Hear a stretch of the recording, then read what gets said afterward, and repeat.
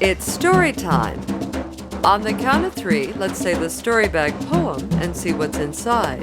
1, 2, 3. Story bag, what have you to say? Story bag, what's in you today? We have a flute. This is a story from Africa, and the name of the story is called The Musician. Story ears open, story mouths quiet, story buckles buckled, and let us begin. Once upon a time, long ago in Africa, there lived a farmer and his 3 sons. When the oldest son came of age, his father gave him money to buy land, and he became a farmer. When the second son came of age, his father gave him money to buy fabric, and he became a cloth merchant. But the youngest son was different. His name was Mike, and Mike loved playing music. When Mike finished his chores, he'd take his flute down to the beach and listen to the waves rolling into the sand, and he'd play a song to the ocean. Sometimes Mike would take his flute to the woods and listen to the birds and the wind in the trees, and then he'd play his flute, and it sounded just like the woods. When Mike came of age, his father asked him what he wanted to do for a living, and Mike said, "I want to be a musician." "That's not a real profession," answered his father. "A musician has nothing to give the community. A farmer can give food, but a musician cannot give food. A merchant can give goods, but a musician cannot give goods. A community does not need music. Choose to be a farmer and I will give you land. Choose to be a merchant and I will give you fabric. But choose to be a musician and I will give you nothing.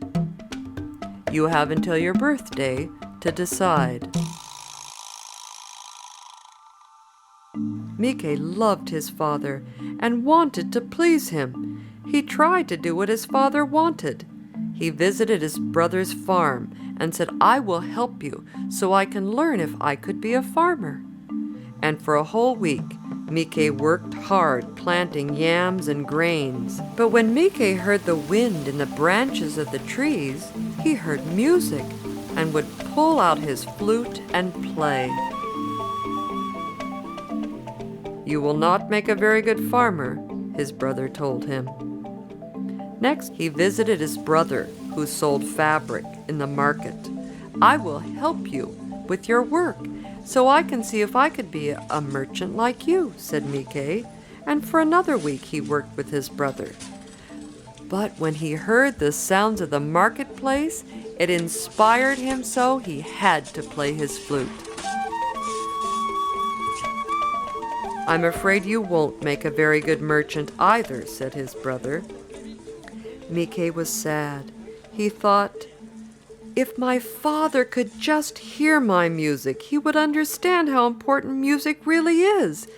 Music makes people happy, especially if they're feeling sad. Music can really help a troubled soul feel hopeful. Music can quiet a baby that's crying. Music can make people dance when they're celebrating. Music makes things better. I know that my father will understand if he hears a beautiful piece of music." So he practiced. On his birthday, all the villagers gathered with his family to help celebrate. And his father asked him, "Mike, what profession have you chosen?" Without speaking, Mike brought out his flute and began playing the piece of music that he had practiced for his father. It was beautiful. The song told secrets of the ocean and promises of the woods. There were voices of the wind and the birds, the sound of the rain and the waves, the melodies of peace and joy. When Mike finished his song, everyone clapped and cheered. Everyone except Mike's father. Mike saw tears streaming down his father's cheeks. "You are not a farmer or a merchant, Mike," he said. "You are a musician, and your music is important to you, and to the community, and to me. So Mike became a musician, and he stayed for a while in the village with his father and played his music. But eventually he traveled all over, playing music and giving hope and joy to all who heard him. And there be my story, be it bitter or sweet. Take what you like, but leave enough for me to eat.